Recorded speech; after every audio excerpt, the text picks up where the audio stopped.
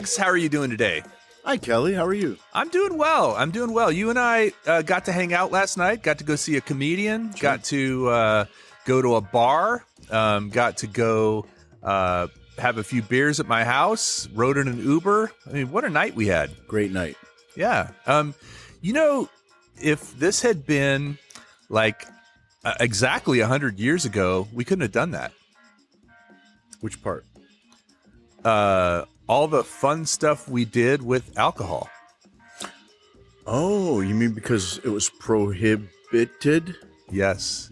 Prohibition. That was something that happened between 1920 and 1933. There was actually a amendment to the U.S. Constitution. You know which amendment that was? No. 18th Amendment said that it was ratified in 1919, went into effect in 1920, and basically said you could not sell or make alcohol in the U.S. For 13 years. 13 years that went on, yeah. But what's really weird is that actually started, the whole idea of prohibition came to be prior to 1920. It took place like in the 1800s. There were a lot of puritanical views, a lot of people that were looking at alcohol as an evil thing. There were a lot of saloons that only men really went to, and they were pretty seedy places. So this was post-Civil War. Men would go to these saloons, they would gather, they would drink, they would sometimes gamble, they would sometimes engage in prostitution with ladies of the evening, as they called them. And these saloons also were often kind of almost like a monopoly. So the saloon would have the same owner or some sort of relationship with the distiller that made the whiskey that was there, or the brewer that made the beer or whatever. And then also were often associated with like the company store. So these men would work all day, go drink at the saloon, and then they would end up having a debt back to their employer because they drank more than they earned, right? And so it was kind of this vicious cycle of keeping people financially obligated. You know, it's kind of like joining the Columbia Record Club, where you get something for free. They might offer a free lunch, but guess what? That free lunch at the saloon, it's salty. It's going to make you thirsty. And saloons are hardcore. Like, that's not where you go and get a Chardonnay. No. In fact, you go in, the saloon door itself is like, that tells you it's going to be a tough night. Like, the saloon door is no joke. Because of those rotating doors? They'll hit you. Yeah. I mean, you got to go through them fast, right? And you're drinking hard liquor.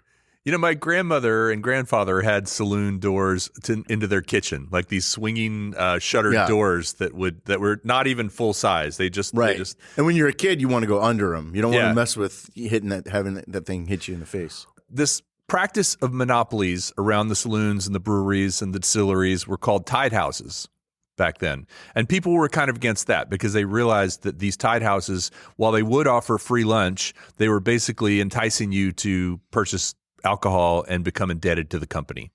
And so from like 1890 to 1920, there was a ton of political influence that started to spread that was against this practice of these tide houses.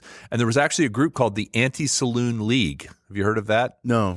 Yeah, the Anti-Saloon League, the Prohibition Party, the Women's Christian Temperance Union. I've heard of that one. And they were usually led by women, right? Yes. As a matter of fact, there was a woman who was pretty famous named Caroline Amelia Nation, but her nickname she was referred to was Hatchet Granny. Oh, gosh. Hatchet Granny was a member of the temperance movement in the late 1800s. She died in 1911, but so prior to Prohibition, she would go into saloons with a hatchet and start chopping stuff, like destroying the drinks off the table, destroying the casks that they were served in, the bottles behind the bar. She actually got arrested like 30 times for going in and doing this, but she was a big activist to stop people from going to saloons. What's crazy is that it was almost all women that were ahead, and women didn't even have the right to vote. Well, it's interesting you say that because the women's temperance. What did I say? The Women's Christian Temperance Union, and all those groups kind of jumped on women's suffrage at that same time too, because it all kind of came to be around the same time. The Prohibition and the women's right to vote in the U.S. all kind of came together at one time. So there was a lot of, you're right, women were very influential in that area. Now, part of the other reason that people were against drinking was a thing called Blue Monday. You've heard of Blue Monday? It's a song by, I think Blue Monday is a song by New Order. Yeah, no. A great song. But you know what it's about? It's basically a hangover from the weekend. Sure. Okay. So they called, that was actually a phrase that was used back then to say that you drank so much over the weekend that you do a bad job on Monday. Like Monday's a wasted day at the factory or at the. Why blue? I wonder. I don't know. Maybe because you feel blue. Like blue can be, you feeling blue, feeling bad. But the blue laws, you know about blue laws? Yeah, that means you can't buy beer or alcohol before a certain time or on a certain day of the week, which still is in effect in a lot of places. But let's get back to the 18th Amendment. So there were these two groups of people back then. Kind of like we love to divide people into buckets. You had your dries and your wets, and the dries, of course, wanted to get rid of alcohol in the U.S. They called it the dry dream. Now the wets wanted to keep alcohol in the U.S. Let's see where this is going. The wets included. Did they really call it the dry dream, or is this? No, they did. Okay, they did. They called it the dry dream. I don't know about the other one, but who do you think would be big wets back then? Like what famous people? No. Like what groups of people? Catholics.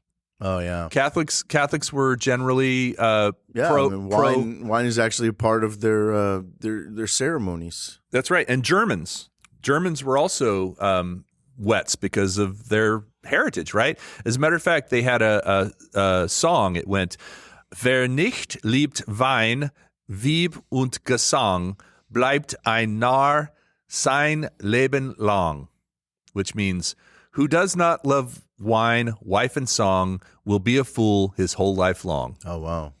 Yeah, wow. Germans tended to be wets, and Northerners tended to be more wets, and big cities tended to be more wets, whereas sort of southern states, southern places, like Louisiana, Mississippi, they were more dries. Like kind of similar to today, how kind of we divide along social issues in certain places. So eventually what happened is they actually had the 16th Amendment, which predated the 18th Amendment in 1913. That one actually replaced alcohol taxes with federal funding in terms of income tax. So that was what instituted the 16th Amendment instituted the income tax, which allowed the government to get a resource of funds that wasn't from alcohol, because before that, alcohol was a big form of taxation. Sure. In 1916, Woodrow Wilson, who was a wet, ignored the prohibition issue. He just said, "I'm not even going to talk about it because I don't want to tick anybody off." Part of the reason that prohibition was able to happen was because of World War I, and there were a couple things that happened there. Number one, we were fighting with the Germans, so German Americans didn't have as much voice. They were considered, part of the enemies from the motherland or whatever. And then also, there was a repeal of the ability to use grain to make alcohol because they had to save grain for the war effort. Mm-hmm. So kind of alcohol was cut out, and that helped lead to the 18th Amendment and eventually prohibition. Now, there was the 18th Amendment, but what actually allowed prohibition to happen and the legal part of it was called the Volstead Act. I think you probably heard of that. Yeah, oh yeah. Pretty famous. High school history.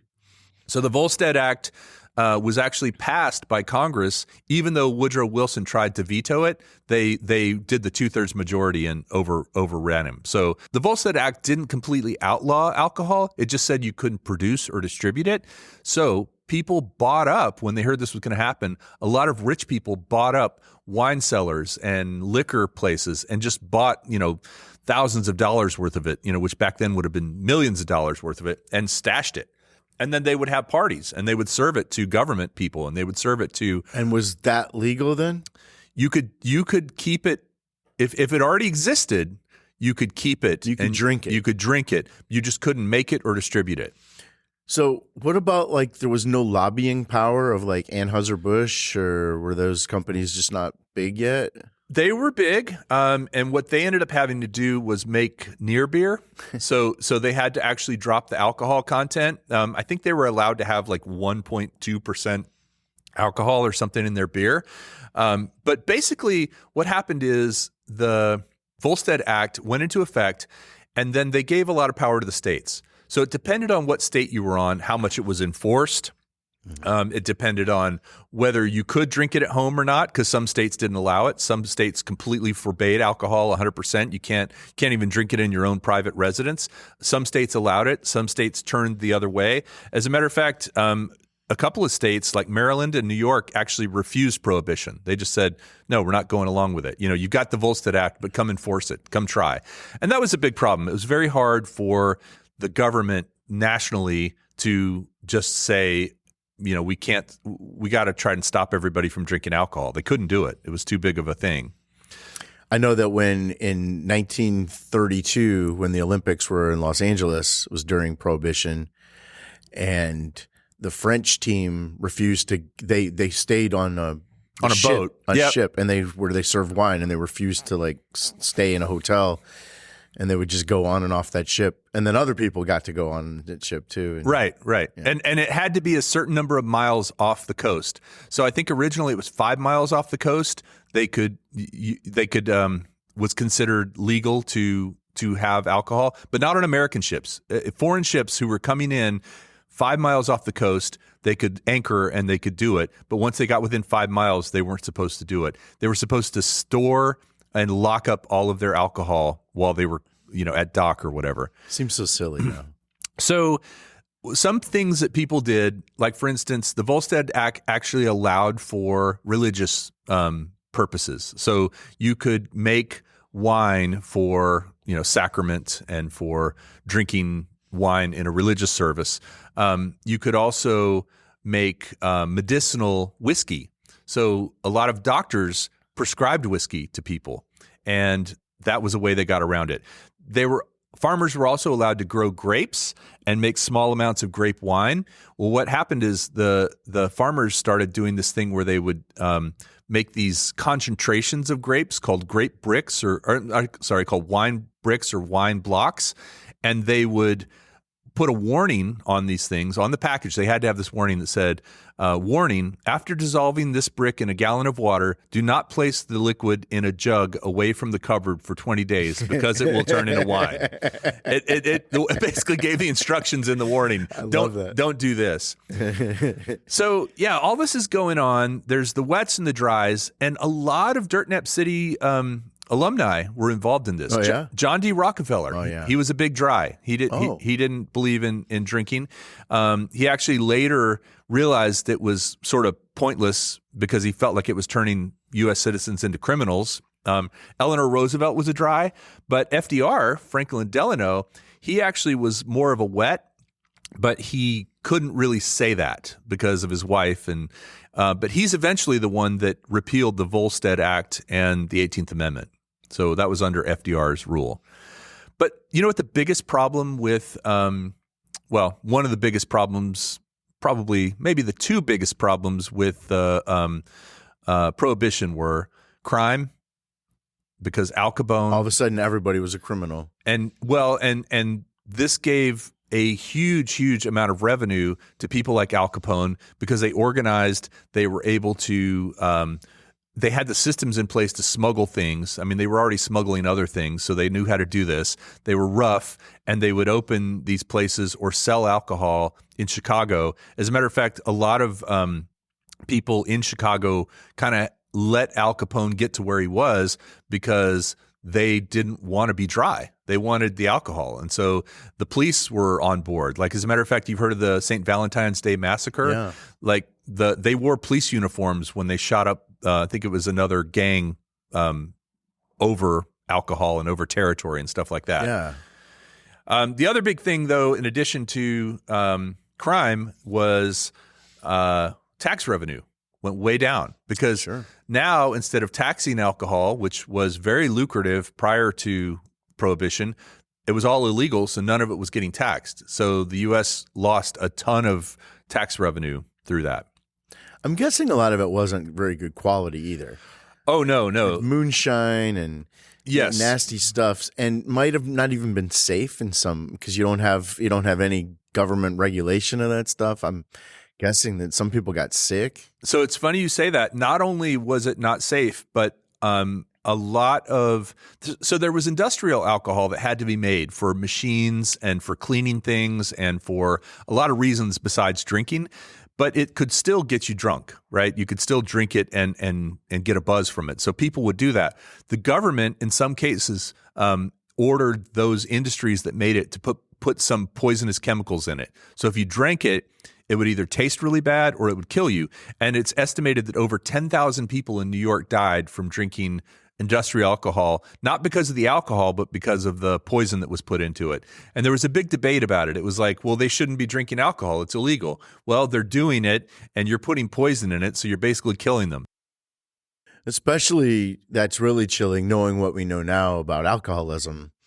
That some people couldn't stop. Exactly. So a lot of this came down to also at the time, there were a lot of immigrants moving in, and a lot of people felt like these saloons where immigrants gathered were immoral. You know, they kind of saw them as places where corruption would happen. And so shutting down the saloons kind of became a thing. I think we talked about this on the drinking fountain episode, the temperance fountains, because a lot of people drank beer or wine. Wine was more expensive, or whiskey, because the quality of water was pretty bad in the 1800s and such. So these religious organizations, and a lot of women were involved in this too, would create these temperance fountains, which gave you clean drinking water as an alternative. And they would often put them outside of saloons. Yeah, I think we did talk about that. That's interesting. So all of this kind of was going on. And you asked about the quality of the alcohol. Well, basically, there was this guy named Bill McCoy. And Bill McCoy was what you call a rum runner. Rum runner came from people who were bringing rum up from the Bahamas and bringing them up to like Florida. So a lot of people would add water or add other types of liquids to this alcohol when it was being brought in, and it would become not as good. It wouldn't be as strong. It might be diluted. It might be polluted with something. You know, it's kind of the way they, I think, cut drugs with other drugs, like cut cocaine with, I don't know, bleach or whatever they use. But this guy, Bill McCoy, he actually did not do that. He was known as a rum runner that would bring in authentic, uncut alcohol. And that's how they got the phrase the real McCoy. So if you got a drink that was uncut during Prohibition, that was the real McCoy because it might have come from Bill McCoy. So it's funny, we talked about this last night. There were a lot of things we were talking about that was kind of reminding me of this, and I was excited because very relevant. They would call alcohol that was not good, you know, that had been diluted or cut. That's where the term booze came from. Booze, hooch, rot gut, those were all different types of alcohol that had been tainted. What is booze? Booze is alcohol that's been tampered with. But I mean, why do they call it booze? It was just the name that it was bad. Booze. You didn't want booze. Like boo, like that? Maybe. I don't. Where does the word come from? I don't know where the word comes from. I just know what it meant was, if you say booze today, you're talking about any alcohol, right? You're talking about booze could be beer. Booze could be. I always think of booze as being liquor. Okay, but it could be any liquor, right? I mean, we're talking about good liquor that you have. Back then, to say it was booze was to say it was bad liquor that someone had added water to or added other things to. It was tampered with. It wasn't the pure thing. Got it. You either had booze or the real McCoy. Oh, that's the opposite. Yeah, the real McCoy was the good stuff. I mean, still, I wouldn't say booze. You don't see that on signs, like no, you know. Well, it's kind of an older generation. Specs isn't going to say we have booze. They might. They should. It's a great word, right? It's a fun word to say. Yeah. So, there was a lot of resentment around the world about this. They also did try prohibition in other countries, like Norway tried prohibition. I was going to ask you about that. They tried it in Canada. It didn't work. But they still have it today, and like Saudi Arabia has prohibition. Yeah, that's true. A lot of that is religion based, like it was here. There were at the time, though, there was a senator named Morris Shepherd. He was one of the people that kind of helped get the 18th Amendment through. He said, this is a quote, "There is as much chance of repealing the 18th Amendment as there is for a hummingbird to fly to the planet Mars with the Washington Monument tied to its tail." Wow. Which is not likely to happen. No. So this guy was very confident it wasn't going to happen. But then there were people like the Prince of Wales, who returned to the United Kingdom after his tour of Canada and recounted to his father, King George, a little ditty that he had heard. 24 Yanks, feeling very dry, went across the border to get a drink of rye. When the rye was open, the Yanks began to sing, "God bless America, but God save the King."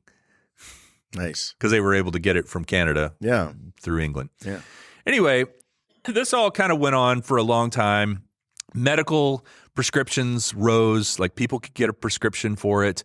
The alcohol was being brought in by rum runners over the Detroit River, right? They were coming across from Canada. They were coming up from the Bahamas. They were coming over from Britain. And there was, it's a big country. There's lots of coastline, so lots of places for them to land.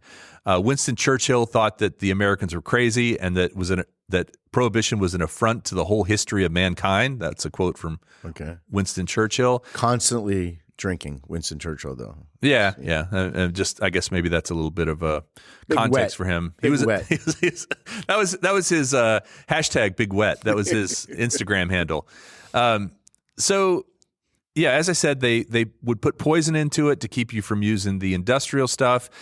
And then there were these people that made it themselves, and they would make their own alcohol. This has been going on actually for a long time in the South. And you know what that's called, right? Mm-mm. Moonshine. Oh, of course. Yeah.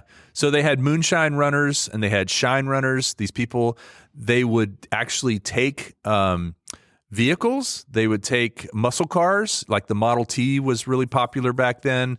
Dodge was known for having really fast cars. They would basically modify them, create hidden places in the floorboard where they could put all this stuff, and then they would use them to outrun the cops. So they would use these muscle cars, and that was kind of the beginning of things like NASCAR and in the South. And these muscle cars became faster and able to outrun the cops if they ever got busted for it. Oh. So all these things were going on. And even somebody like Charles Walgreen supposedly made a ton of money and expanded his stores greatly because of medicinal alcohol sales. Like Walgreens was doing it.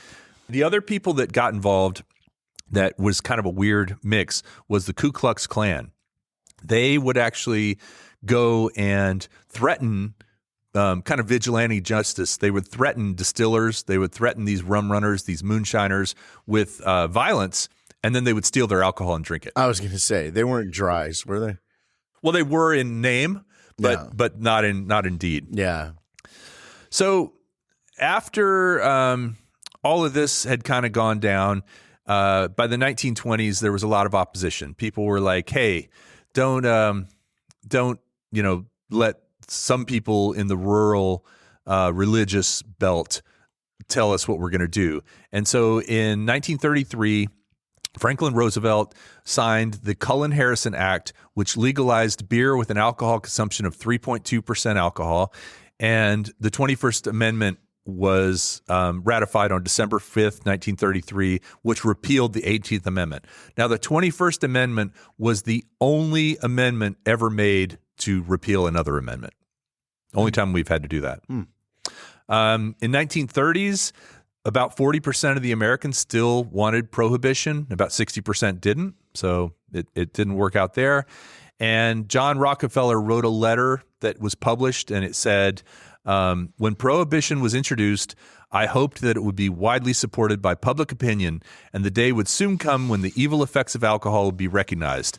I have slowly and reluctantly come to believe that this has not been the result. Instead, drinking has generally increased. The speakeasy has replaced the saloon. A vast army of lawbreakers have appeared. Many of our best citizens have openly ignored prohibition. Respect for the law has lessened, and crime has increased to a level never seen before.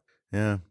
Just another example of how laws don't necessarily change people's behaviors, right? Yeah, you can't really litigate things like this. It has to be done in a different way. But yeah, the 21st Amendment came in. Other things that kind of blossomed because of prohibition. You know, we talked about the speakeasy. We went to a speakeasy last night. You know, it's kind of a bookcase you had to walk through. You know, it's not you don't. There's no sign on the outside, right? Right. We walked in. Did you know where we were going? Mm-mm. You like, where are we? What are we doing? Yeah, I'd just follow you anywhere. Well, ultimately, jazz became more popular because it was really big in the speakeasies, and a lot of people from like New Orleans and Chicago and New York and places where they would go to drink in these speakeasies were into jazz, and that became kind of a side result of prohibition, pulling people together. You know, the evils of, or the harmful effects of drinking and the harmful effects of cigarette smoking. And those two things were handled in different ways, right? And I think the people that wanted cigarette smoking curtailed did a great job. Now smoking is not very common. You don't see it very much anymore. People that smoking isn't necessarily seen as a cool thing to do anymore. It's seen as kind of a dirty habit. And that all came kind of organically. There was probably a lot of messaging and influencing that made that happen, but it kind of worked. Rather than just outlawing it. If we had outlawed cigarettes, we would probably be more people smoking today than ever. Right? I mean, this doesn't work to try to change people's behaviors by putting in laws. Well, and take a look at the way marijuana is perceived now, right? I mean, 20, 30 years ago, it was highly illegal. It was very taboo. It was, you know, something that if you even mentioned it, everybody kind of gasped. And now it's become less of a big deal. It feels like the legalization in some ways has also made it less taboo. So people can make their own choice. Yeah. Well, that's what we're all about. Save a little dram for me and Alex. We'll be there in the morning when it's Blue Monday. All right. Hit me with the dram. The dram jam.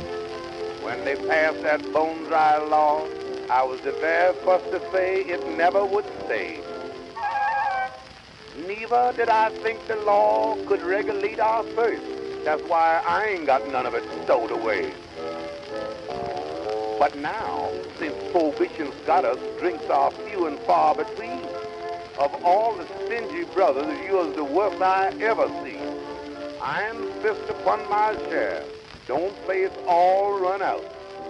Or else you'll all go where that bad place I've been preaching about. Oh, brother, if you want smoke preaching, save a little dram for me, glory, hallelujah. Drinking gin ain't against my teaching. Treat me with equality.